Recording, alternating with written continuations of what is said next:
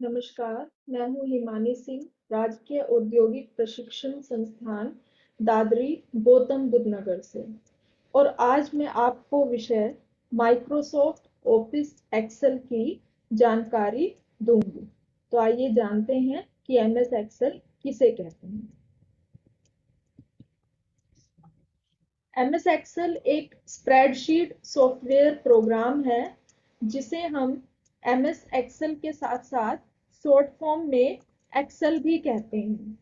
तो MS Excel का आज के आधुनिक युग में हम बहुत इस्तेमाल करते हैं, चाहे वो अकाउंटिंग पर्पस हो या फिर बिजनेस का कोई काम हो या फिर बड़ी बड़ी गणितीय कार्य हो, बड़ी बड़ी कैलकुलेशंस हो। उसके लिए एमएस एक्सेल बहुत ही जल्दी कैलकुलेशंस करके हमें रिजल्ट देता है। तो यह एक स्प्रेडशीट सॉफ्टवेयर है जिसमें कि हमें एक वाइड एरिया मिलता है स्प्रेडशीट या फिर वर्कशीट के रूप में, जो कि सेल्स और रोज से मिलकर बना होता है। जो पंक्तियां दाएं से बाएं हॉरिजॉन्टल होती हैं वो रोज कहलाती हैं, और जो कॉलम है वो ऊपर से नीचे वर्टिकल जाते हैं वो कॉलम कहलाते हैं। तो जो रोज और कॉलम जहां एक जगह पर इंटरसेक्ट करते हैं उनको सेल्स कहते हैं। तो जब जो कॉलम्स हैं और जो रोज हैं उनको हम ए से B C D unlimited numbers और 1 2 3 इस तरह से शो करते हैं। तो अगर हम किसी एक सेल पर जाते हैं तो वो कॉलम और रो से मिलकर बनता है और वो एक एक्टिव सेल हो गया। मान लीजिए अगर हम ए पर जा रहे हैं तो वहां पे 1 रो शो होगी, तो वो सेल हो जाएगा A1। एमएस एक्सेल माइक्रोसॉफ्ट द्वारा बनाया गया एक ऐसा सॉफ्टवेयर पैकेज है जिसे जिसे हम बड़ी बड़ी अकाउंटिंग कैलकुलेशंस को बहुत जल्दी हम कर सकते हैं, और इसमें डाटा एंट्री करना भी बहुत आसान है। तो आइए जानते हैं कि एमएस एक्सेल की क्या क्या विशेषताएं हैं। एमएस एक्सेल से हम ग्राफ्स भी बना सकते हैं। इसका ग्राफिक विश्लेषण और उनको हल करना और बड़े बड़े आंकड़े, व्यावसायिक समस्याएं, प्रिंट निकालना, उनकी सूचनाओं पर आधारित ग्राफ बनाना, ये सब काम माइक्रोसॉफ्ट ऑफिस एक्सेल के द्वारा आसानी से हो सकता है। ये देखिए, ये आप माइक्रोसॉफ्ट ऑफिस एक्सेल की स्क्रीन यहाँ पर देख सकते हैं। ये एक्टिव सेल, ये A B C D ये सब कॉलम्स दिखाए गए हैं और 1 2 3 करके ये रोज दिखाई गए हैं। तो यहाँ पे जैसे अगर हम यहाँ पे क्लिक करेंगे तो ये होगा A1 एक्टिव सेल। जब आप एमएस एक्सेल को ओपन करते हैं तो इस तरह की एक पूरी स्प्रेडशीट ओपन हो जाती है, एक वाइड एरिया जो आप देख सकते हैं यहाँ पे। और यहाँ पे ये इसकी टैब्स दिखाई गई हैं और ये इसका फॉर्मूला बार है। यहाँ पे आपको सारी ऑप्शंस मिल जाती हैं।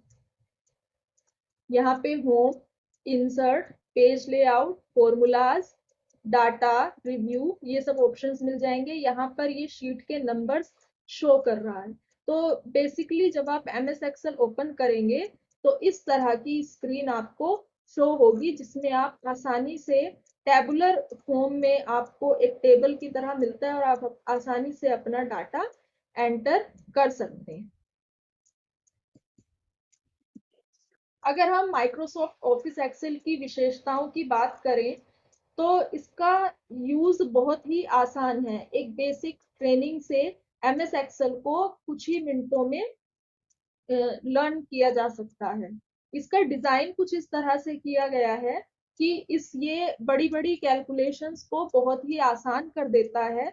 जैसे कि बैंक वगैरह में बहुत बड़ी जो अकाउंटिंग की कैलकुलेशंस होती हैं, तो इसमें डाटा फीड करके हम बड़ी बड़ी फाइल्स बनाकर उन कैलकुलेशंस को आसानी से दिखा सकते हैं। हम चार्ट के फॉर्म में भी कैलकुलेशंस को दिखा सकते हैं। तो ये इसकी कुछ विशेषता है। और डाटा एंट्री इसमें बहुत आसान हो जाती है, क्योंकि इसमें ऑटोमेटिक टेबल बने हुए मिलते हैं, तो हमें टेबल बनाने की आवश्यकता नहीं होती। हम जैसे ही एक्सेल को ओपन करेंगे तो डाटा एंट्री शुरू कर सकते हैं। जैसे कि एग्जाम्पल के लिए जो मार्कशीट बनाई जाती है, मार्कशीट में आपको टेबल ऑलरेडी बना हुआ मिलेगा। आप सिर्फ उस पे मार्क्स ऐड करके और स्टूडेंट नेम ऐड करके कैलकुलेशंस भी इसके फॉर्मूला बार को यूज करके कैलकुलेशंस निकाल सकते हैं। मान लीजिए आपको सारे जितने भी मार्कशीट बनाते टाइम एवरेज निकालनी है, तो आप सबको सम करके ऑटो सम पर जाकर उन सभी का सम आपको पता चल जाएगा। यह काम को बहुत आसान बना देता है, और कई कई घंटों का काम हम एक्सेल के फॉर्मूलों की सहायता से आसानी से मिनटों में कर सकते हैं। इसके जो फॉर्मूले हैं वो भी ऑटो अपडेटेड रहते हैं। एक्सेल में एक शीट से दूसरी शीट को या फिर एक फाइल से दूसरी फाइल को भी हम लिंक कर सकते हैं। डाटा कितना भी बड़ा हो, हम आसानी से एक्सेल में इसे हैंडल कर सकते हैं। और एमएस एक्सेल के माध्यम से हम ऑटोमेटिक चार्ट या फिर डैशबोर्ड भी बना सकते हैं।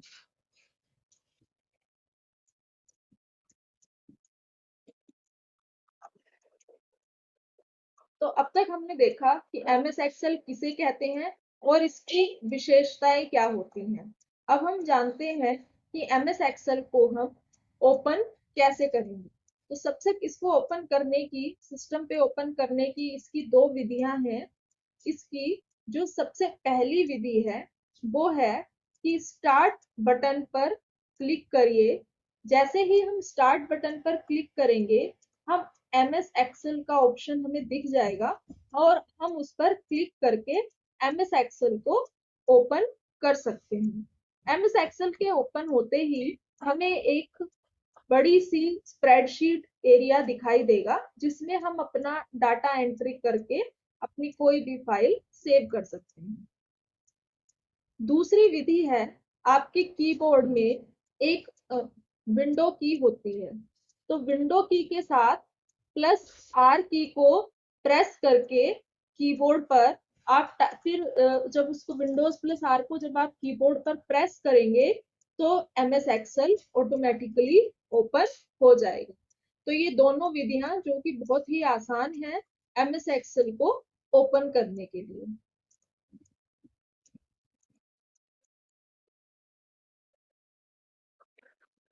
जो इसकी स्प्रेडशीट होती है, इसके कुछ एलिमेंट्स होते हैं, तो एक एक करके उन एलिमेंट की हम जानकारी ले लेते हैं। सबसे पहला है फाइल टैब। तो एक्सेल शीट में सबसे ऊपर जो आप देखेंगे, वहां पर फाइल टैब बाएं कोने में एक बटन होगा। इस बटन पर फाइल लिखा होता है। इस पर जब हम क्लिक करेंगे तो आपको कई सारे ऑप्शंस दिख जाएंगे। जो सबसे पहला ऑप्शन है वो होगा न्यू। न्यू से आप कोई भी न्यू फाइल खोल सकते हैं। आपको कुछ नई डाटा एंट्री करनी है तो एक नई स्प्रेडशीट आपको मिल जाएगी। ओपन से आपकी कोई फाइल सेव कर रखी है, आपने पहले से बना रखी है, तो आप उसी फाइल पर जाकर उसे ओपन कर सकते हैं। फिर आता है सेव। अगर आपने कोई फाइल बनाई हुई है तो आप उसको सेव कर सकते हैं। अगर उस फाइल को आपको कोई स्पेशल नाम देना है, किस नाम से सेव करना है, तो आप उसको सेव एज करके उसका नाम चेंज कर सकते हैं। अगर आपको उस फाइल का प्रिंट निकालना है तो आप प्रिंट पर जाकर पेज प्रीव्यू करके प्रिंट निकाल सकते हैं। तो ये सारे ऑप्शंस आपको फाइल टैब में मिल जाएंगे। दूसरा है क्विक एक्सेस टूल बार। यह ऑफिस बटन के दाईं ओर होता है। उसी जहां पर फाइल टैब है उससे दाईं ओर जब आप जाएंगे तो वहां पे आपको एक छोटा ट्रायंगल बना हुआ दिखेगा। उस पर जब हम क्लिक करेंगे तो इसमें अतिरिक्त ऑप्शंस जोड़े या हटाए जा सकते हैं, और इस टूल बार को रिबन के नीचे भी स्थापित किया जा सकता है।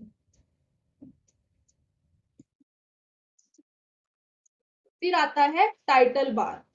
तो क्विक एक्सेस टूल बार से दाईं ओर जब आप जाएंगे तो वहां पर आपको टाइटल बार, उस एरिया को टाइटल बार कहते हैं।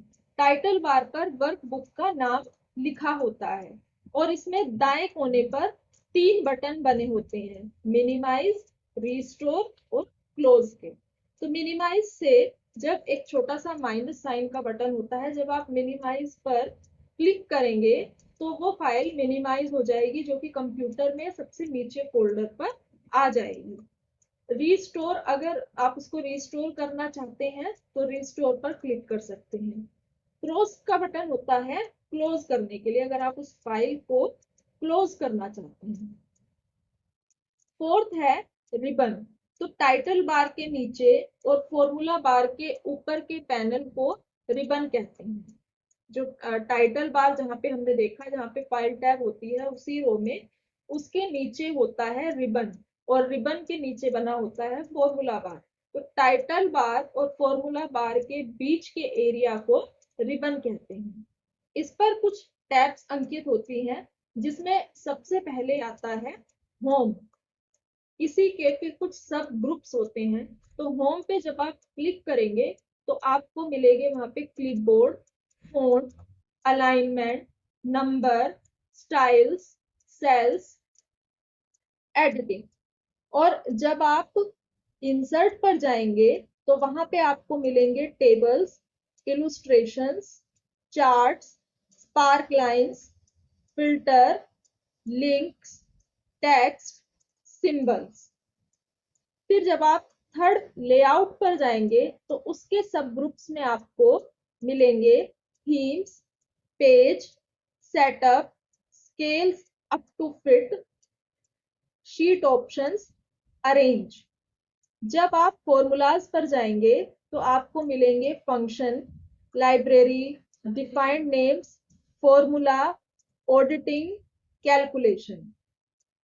जब आप डाटा पर जाएंगे तो आपको मिलेंगे get external data, connections, sort and filter, data tools, outline.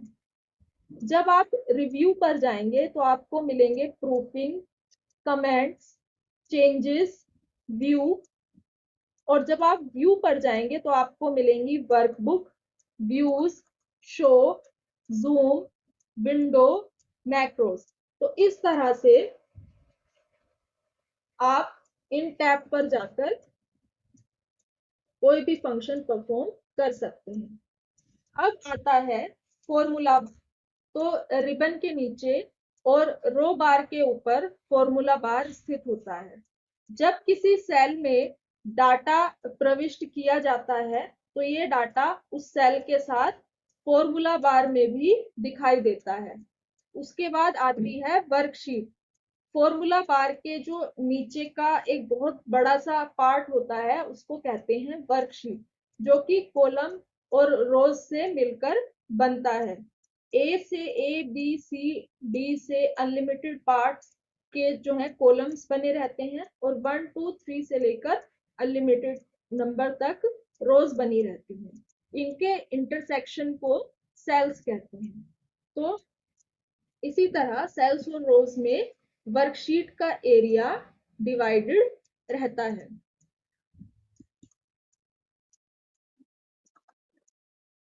Workbook, Excel की फाइल को वर्कबुक भी कहते हैं और इसका extension dot XL S x होता है।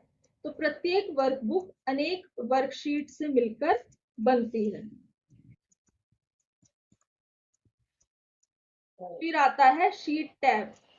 हॉरिजॉन्टल स्क्रॉल बार के बाईं ओर शीट टैब होता है, जिस पर किसी वर्कबुक की कुल शीट अंकित होती है।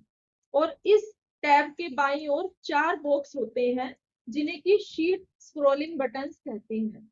इनके उपयोग से वर्कशीट टैब को हम आगे पीछे मूव कर सकते हैं।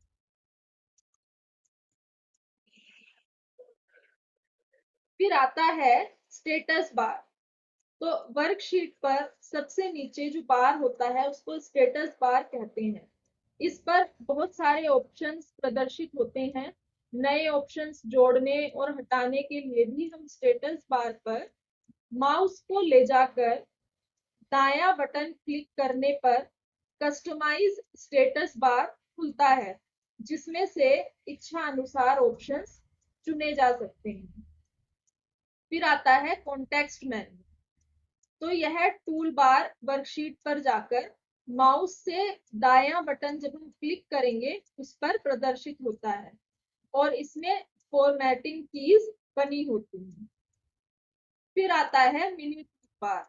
इस टूल बार में होम टैब के font group, flip art group, alignment group के अधिक प्रयोग होने वाले ऑप्शन दिखाई देते हैं।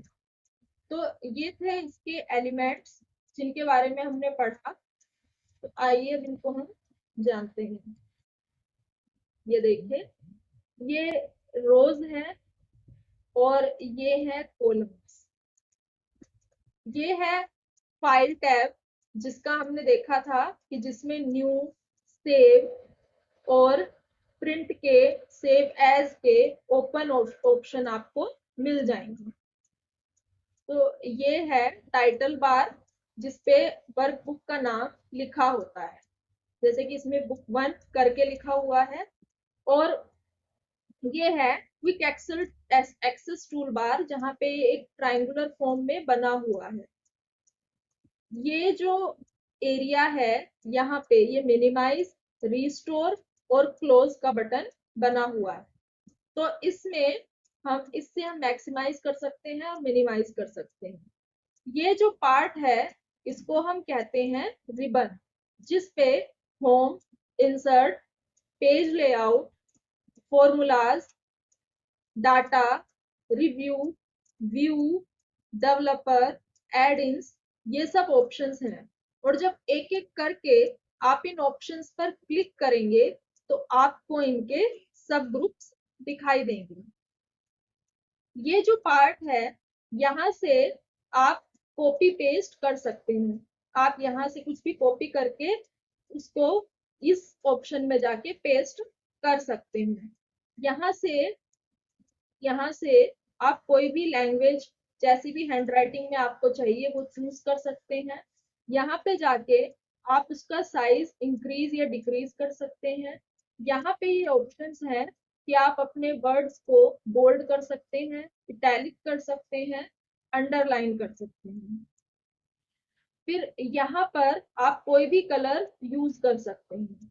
ये अलाइनमेंट के लिए है, जहाँ पे आप राइट, लेफ्ट, सेंटर में जाकर उनको, वर्ड्स को या फिर कॉलम को शिफ्ट कर सकते हैं। ये मर्ज के लिए दिया गया है। और यहाँ पे आप कोई भी number, table, date of birth के लिए सेटिंग कर सकते हैं। जो भी स्टाइल आपको देना है उसके लिए ये यूज कर सकते हैं। और यहाँ पे आपको फॉर्मूलाज से रिलेटेड एडिटिंग के लिए ऑप्शंस मिल जाएंगे। अगर आपको कुछ ना समझ आए तो यहाँ पे ये हेल्प आइकन के लिए बना हुआ है। ये जो है, ये है फॉर्मूला बार, जिसमें अगर जैसे कि ये एक्टिव सेल है, जैसे हम A1 कहेंगे, इसमें जो हम टाइप करेंगे वो इसमें भी शो करेगा। तो टाइटल बार और फॉर्मूला बार के बीच का एरिया है रिबन। उसके बाद यहाँ पे आपको नंबर ऑफ शीट, जितनी शीट्स आप ऐड करते जाएंगे वो आपको दिखाई देंगी। ये रो इंडिकेटर्स है और ये कॉलम हेडर्स हैं। यहाँ पे आप व्यू बटन्स देख सकते हैं और यहाँ से यहाँ हॉरिजॉन्टल स्क्रॉलिंग बटन है। ये जूम स्लाइडर है और ये पूरा एरिया है वर्कशीट एरिया। ये है स्टेटस बार, जहाँ पे रेडी शो कर रहा है। तो इस तरह से आपने चित्र के द्वारा सारे MS एक्सेल के सारे एलिमेंट्स को समझे। तो आइए आगे देखते हैं। माइक्रोसॉफ्ट एक्सेल के कुछ जरूरी भाग हम देखते हैं। सबसे पहला है कि एक्सेल में वर्कबुक क्या होती है। तो वर्कबुक में बहुत सारी वर्कशीट को मिलकर वर्कबुक बनती है। अगर हम वर्कबुक वर्कशीट का कलेक्शन देखें तो एक्सेल की एक वर्कबुक में ज्यादातर 255 वर्कशीट जोड़ी जा सकती है या फिर बनाई जा सकती है। तो वर्कशीट क्या होती है एक्सेल में? एमएस एक्सेल को खोलते समय इसमें हमें एक स्प्रेडशीट दिखाई देती है जो कि रो और कॉलम से मिलकर बनती है। तो इस वर्कशीट में ही हम अपना डाटा एंटर कर सकते हैं। जब हम इसमें कोई भी अंक या लेटर टाइप करते हैं तो 3 वर्कशीट खुलती हैं जिसे शीट 1, शीट 2 और शीट 3 के नाम से दर्शाया जाता है। एक्सेल में जो हॉरिजॉन्टल ब्लॉक होता है उसको रो कहते हैं, जिसे हम 1 2 3 से प्रदर्शित करते हैं, जैसा कि हमने चित्र में भी देखा। और एक्सेल शीट में रो की संख्या 1 0 4 8 5 7 6 रो आ सकती है। यह ऊपर से नीचे की ओर बढ़ती जाती है। एक्सेल में वर्टिकल ब्लॉक को कॉलम कहते हैं, जिसे हम ABCD से प्रदर्शित करते हैं। और 2019 के अपडेटेड एक्सेल में अधिकतम कॉलम की संख्या 16384 है और ये कॉलम बाएं से दाएं की ओर होते हैं।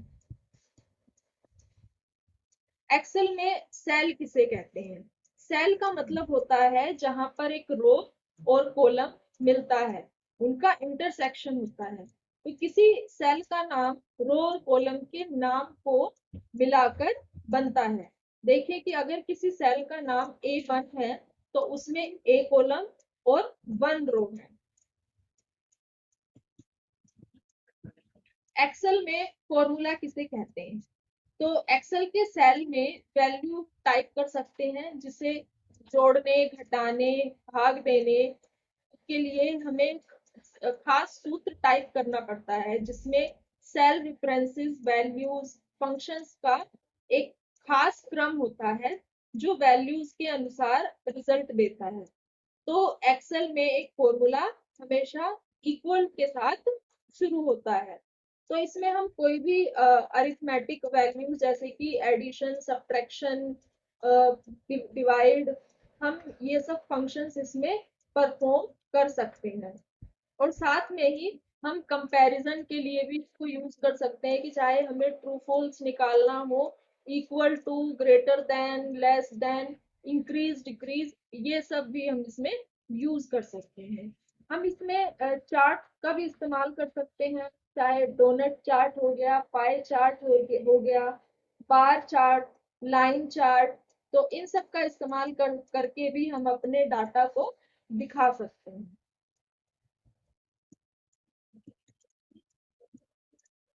ये सब फॉर्मूलाज बने हैं। जैसे सम के लिए हम ऑटो सम का यूज कर सकते हैं, हम एवरेज निकाल सकते हैं, हम काउंट नंबर्स कर सकते हैं, मैक्सिमम, मिनिमम, मोर फंक्शंस पर जाकर हम कैलकुलेशंस कर सकते हैं।